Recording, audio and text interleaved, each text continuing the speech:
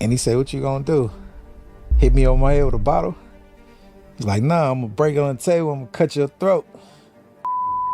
So it's like a movie. Right. Kim is dead. Heavy D is dead. What's it? Andre Harrell is dead. The only two left are Puffy and Al almost died. Kathy White's true is going to be unveiled. And it's not a man. And that woman died. So J. Cole is finally opening up about the night he swung on Diddy in front of Jay-Z, and let's just say that Punch wasn't just about a rap verse. At first people thought it was just some ego clash over Kendrick's Control verse, you know, the one where Kendrick called himself the king of New York and dared to call out the whole industry. Yeah, that verse shook the room, but now insiders are whispering that Diddy's reaction went way deeper, like industry secrets deep in Cole stepping, and might have been less about calming things down and more about calling something out. Because what if that punch wasn't just about defending Kendrick, but about exposing something the public wasn't supposed to see? Diddy's name is back in the headlines because of his ongoing trial, as y'all know, and a dark cloud hanging over his parties. So the real question is, did Diddy try to pull Kendrick into something that night? And did Cole throw that punch to stop it before it went too far? And now fans are going back and dissecting Cole's old music, especially She Knows, because if you really listen to the lyrics with fresh ears, it kind of sounds like he's talking about Beyonce keeping dangerous secrets, maybe some so dark that could have them locked up. So did Jay. Cole punched Diddy to protect Kendrick or to expose something a lot bigger. Let's dive right in to really understand why Cole risked it all by putting hands on Diddy in front of Jay-Z. We gotta rewind to the moment that flipped the industry on its head, Kendrick Lamar's Control verse. Now mind you, this wasn't even Kendrick's song, it was Big Sean's track, but Kendrick hijacked it and turned it into a verbal nuke. He boldly declared himself the king of New York, and did it while name-dropping just about every relevant rapper at the time: Drake, Whale, Meek Mill, Bigga, A$AP Rocky, J. Cole, even Push It. No one was safe. But while most artists took the jab and kept it pushing, Diddy did not. Why? Well, because King of New York wasn't just a random title, that was his title. Diddy's whole identity is built around being the godfather of New York hip-hop, uptown suits, champagne bottles, Harlem pride. It's his whole brand. So for Kendrick, a West Coast artist, to snatch that crown in one verse, yeah, that bruised his ego in ways we're only now starting to understand. No, man, I need help. Thank you, man. This is a repeat. Y'all see it. It's happening.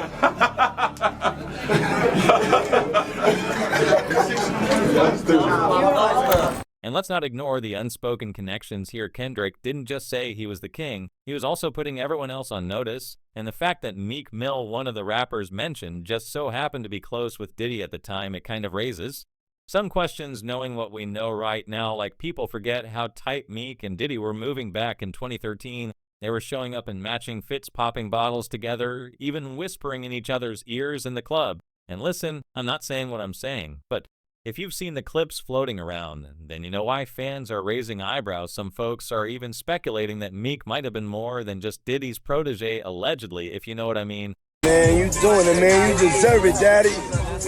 You putting in that work. Proud of you. I love you. He called Meek Mill Daddy. I was just doing what felt right for the stroke. Now the question becomes, was Diddy really mad about the King of New York line, or was he mad because Kendrick dissed his alleged boy toy? Because let's be real, by that point Kendrick was getting crowned by the fans, the culture was shifting, and Diddy could feel it word on the street as he was starting to feel replaced not just as a rapper or executive, but as a symbol of power. And then years later, when Kendrick performs at the Super Bowl, Kanye asked him to shout "Free Puffy" live on stage, but Kendrick didn't. That silence was loud, and it showed that whatever tension existed back in 2013 never fully went away. That's the kind of quiet grudge that lingers in back rooms and VIP lounges until it explodes, and that's exactly what happened next. So here's where it all went left, according to Terrence "Punch" Henderson from TDE, who was right there when it all popped off. The energy in the room was tense from the jump. Diddy pulls up, tight-lipped, clearly heated, and instead of letting it go, he walks straight up to Kendrick. No drinks, no smiles, no what's up. He confronts him directly about that Control verse word as he told Kendrick, "You disrespected the throne." Now remember, Kendrick had his people there. Diddy wasn't going for any threats, but before things could escalate too far, Cole steps in, probably thinking he can de-escalate. You know, classic Cole, peaceful, calm, logical, but Diddy flips on him. Allegedly, Diddy grabbed a bottle and said something wild like, "I'll break it and cut your throat." And he said, "What you gonna do? Hit me on my head with a bottle?" He's like, "Nah, I'm gonna break it on the table, I'm gonna cut your throat." So it's like a movie. Right.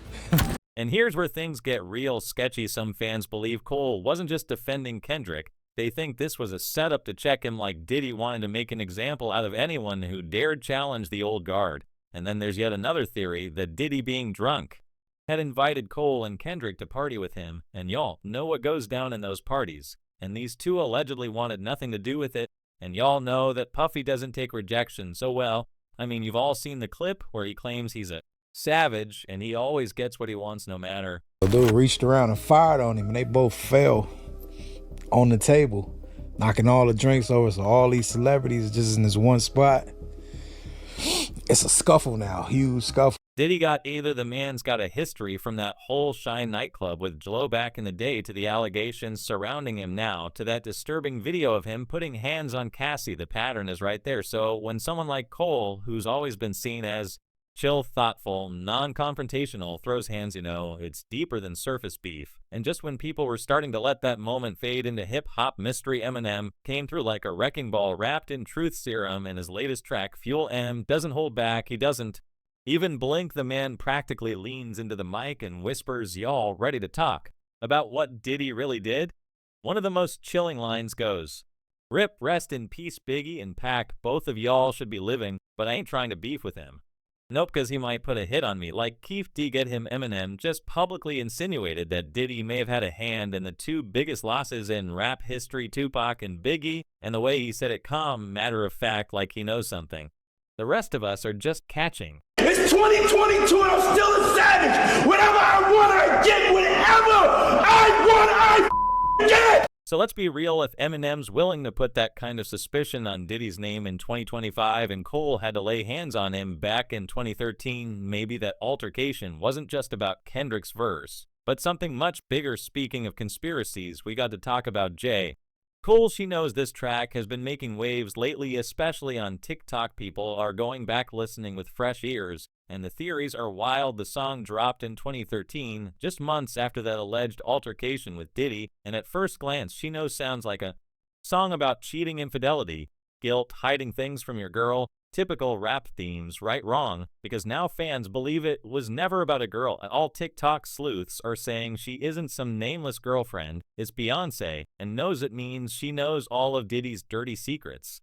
Now stay with me, this theory goes deep. Think about the lyrics, talks of heaven, sin, knowing what's wrong, but still being complicit. That's not just cheating bars, that's metaphor, that's guilt. Those are secrets being kept by powerful people for so many years. One person even straight up said she knows what Diddy did to Michael Jackson, Aaliyah, and Left Eye, and how he watched Michael Jackson all the time. She still kept quiet. People are saying Cole might have been trying to expose how certain celebs stayed quiet to keep their image squeaky clean. That she knows was his only outlet, his subtle way of airing out the rot in the industry. And most controversial theory, that the whole track was a warning, a cryptic message to Beyonce and Jay-Z, like, I know y'all know what's really going on and your silence says everything. Eminem just exposed P. Diddy on his new track Fuel featuring Jid. For those who didn't know, this isn't the first time Eminem has tried to call him out. On his diss track, Kill Shot, aimed at Machine Gun Kelly, Eminem had some harsh words for P. Diddy, but later apologized. Let's not forget Cole was close to J-Rock Nation ties. So if he's putting out something like this during a time when Diddy was still partying with half the industry, it means something. Some are even saying this is why Diddy tried to allegedly threaten him, because Cole stepped out of line. He was talking too much without actually talking. And if you think this theory is far-fetched, just look at the patterns. The internet has been blowing up with speculation. Clips about the industry's alleged silencing people are pointing at moments like Adele's Grammy speech being cut short when she praised Beyonce. Like, was she being watched? Kathy White's true going to be unveiled. And it's not a man. And that woman died. Celebs constantly thanking Beyonce in award shows like it's a requirement, and then there's that fake but viral tweet from CIA saying Beyonce kidnapped me. Was it satire or a joke hiding real fear? And don't even get me started on those TikToks suggesting Beyonce takes out the competition. Yes, people are really saying that the unalive theory, maybe it was about all the mysterious celebrity deaths tied to these same circles. Let's talk about Aaliyah, because when people say her death was more than just a crash, they mean it with their whole chest. And honestly, the facts are suspicious. August 25th, 2001, Aaliyah, only 22, dies in a plane crash after filming a music video in the Bahamas. But here's where things get weird. The pilot, not even licensed to fly that aircraft, he also had traces of white powder and alcohol in his system, and according to multiple reports, Aaliyah didn't even want to board the plane. Witnesses said she was unconscious or spiked when they carried her on. People aren't buying the tragic accident story because the timing the players involved, it's giving strategic elimination. One user said it plainly. So this is weird. Left, I passed away in a car accident. Aaliyah passed away in a plane crash, and Michael Jackson died from acute propylene intoxication. This can't be a coincidence, can it? And let's not act like these weren't all major powerhouses in their own right, all young, all talented, all connected to labels and execs who had more to gain from them being gone. Now here's where the theory turns up the heat. At the time of Aaliyah's death, Beyonce was still just rising. Destiny's Child had hits, yes, but Beyonce, the solo force, hadn't fully taken over yet. People say Aaliyah was the blueprint: acting, singing, fashion, stage presence. She was gearing up for superstardom. The Lemonade album was just so monumental, Beyonce. It was so monumental and so well thought out. Got a little Indian jewelry working. Oh, that is hot. All right, so when she died suddenly, the industry shifted. Beyonce dropped Dangerously in Love 2 years later, and boom, Queen Bee era began. Some are now asking, was Aaliyah's death the doorway to Beyonce's rise? And before y'all say haters are reaching, let me just drop this viral fan comment. I mean, she's not that great of a singer, you know? She's good, but not amazing. So why she's boosted to one of the greatest has always been a mystery to me. It's not even about talent at this point. It's about timing, access, and power. And who is pulling the strings? Remember Diddy, Jay-Z, Beyonce, all of them were gaining major ground in the early 2000s, and every time someone in the way mysteriously passed, someone else stepped forward to take the spotlight. And it doesn't stop with Aaliyah. There's a long, eerie list of artists who died just as they were, asking questions, pushing back, or peaking too fast. Left, a car crash in Honduras. After filming a documentary about the music industry's dark side, she even said she felt a spirit was following her. Michael Jackson, who was fighting to own his masters, speaking out against Sony execs and reportedly feared for his life, died of acute propyl intoxication under suspicious medical care. Kim Porter, Diddy's ex, and the mother of his kids, who allegedly had plans to write a tell-all, died suddenly of pneumonia with no prior symptoms. Make it make sense. Heavy D close with Kim Porter. And Diddy dies in 2011 from a reported pulmonary embolism. Kathy White, rumored to be Jay-Z's mistress, dies just days after reportedly telling someone she was going to expose a major scandal. Miss Aaliyah, how you doing, baby? girl? It's so good to see you again. You too. She's just looking fabulous. What are Thank you you. wearing tonight? I'm wearing Gucci shoes, Gucci. Got a little Indian jewelry working. Oh, that is hot. All right. Because these aren't just random names, they're all connected in one way or another, either through Diddy, Jay-Z, or the broader web of music industry elites. And if J. Cole saw all this, heard whispers, felt the tension, it makes perfect sense why he'd drop a metaphorical song like She Knows and later confront Diddy face to face. So now the question is, what else does he know? Will he be called to the stand to testify against Diddy? And more importantly, how many other artists have stayed silent because they're scared of ending up next? Let me know your thoughts in the comments down below. And don't forget to smash that like button, hit subscribe, and turn on the bell notification icon. I'll catch you all in the next